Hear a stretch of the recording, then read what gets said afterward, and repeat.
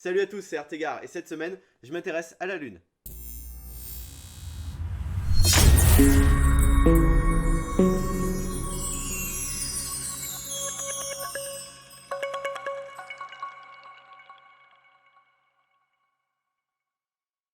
Donc avec ces vidéos, je vais essayer de vous apprendre des choses sur des sujets qui m'intéressent ou qui me questionnent plus particulièrement.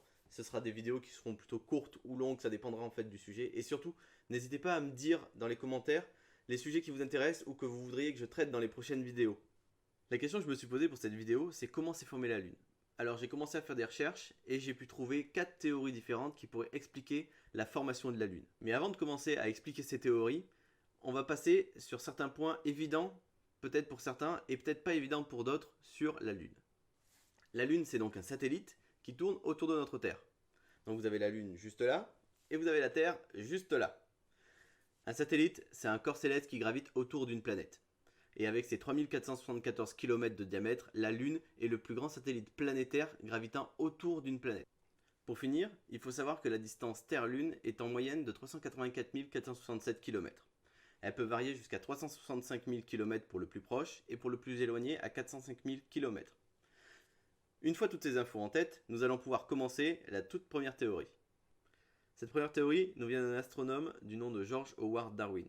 Si ce nom vous dit quelque chose, c'est normal, c'est parce que c'est l'un des fils de Charles Darwin, qui est aussi connu pour sa théorie de l'évolution. Et en 1978, George Howard Darwin émet l'hypothèse que la Lune aurait été créée par fission venant de la Terre. L'idée serait que la Terre, au moment de sa formation, alors qu'elle n'est encore qu'une masse liquide et en rotation, aurait expulsé de la matière, et cette matière se serait agglomérée un peu plus loin pour donner la Lune qu'on connaît aujourd'hui. Toutes les théories ont des points faibles, c'est un peu pour ça que ce sont des théories. Et celle-là n'explique pas certains points qu'on connaît aujourd'hui de la Lune. Et surtout, le point faible le plus important, c'est que la Terre n'aurait pas pu tourner assez rapidement pour arracher de la matière de son manteau. Et maintenant, passons à la théorie numéro 2. Cette deuxième théorie est un tout petit peu plus courte. Elle nous vient encore une fois d'un astronome, mais cette fois-ci du nom de Édouard Roche, qui en 1873 est le premier à vouloir expliquer la formation de la Lune. Sa théorie, ou théorie de coaccrétion, suggère que la Terre et la Lune auraient été formées par un même nuage de poussière. Cependant, elle a été très vite mise à mal du fait qu'on n'explique pas que la composition chimique de la Terre et la Lune devrait être presque identique, alors qu'aujourd'hui, on sait très bien que la Lune possède moins de fer que la Terre. Et nous passons directement à la théorie numéro 3.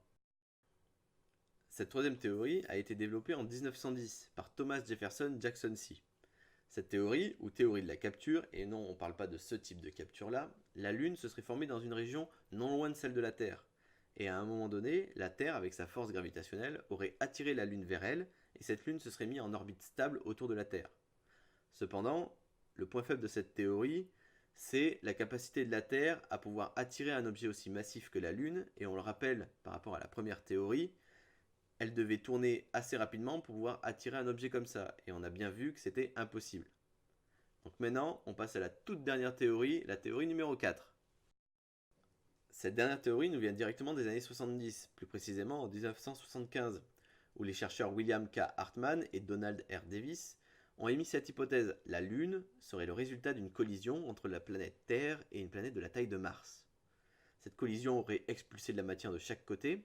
Cette matière se serait rassemblée pour nous donner la Lune. C'est encore aujourd'hui la théorie la mieux acceptée par les scientifiques. Elle permet notamment d'expliquer la faible présence de fer dans la composition de la Lune. Quand on prend en compte le fait que la Terre possède du fer dans sa composition, un impact entre deux planètes pourrait expliquer cette présence sur la Lune.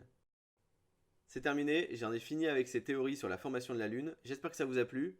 Surtout, n'hésitez pas à vous abonner et à cliquer sur la cloche pour être au courant des prochaines vidéos. C'était Artegar et je me suis intéressé à la Lune.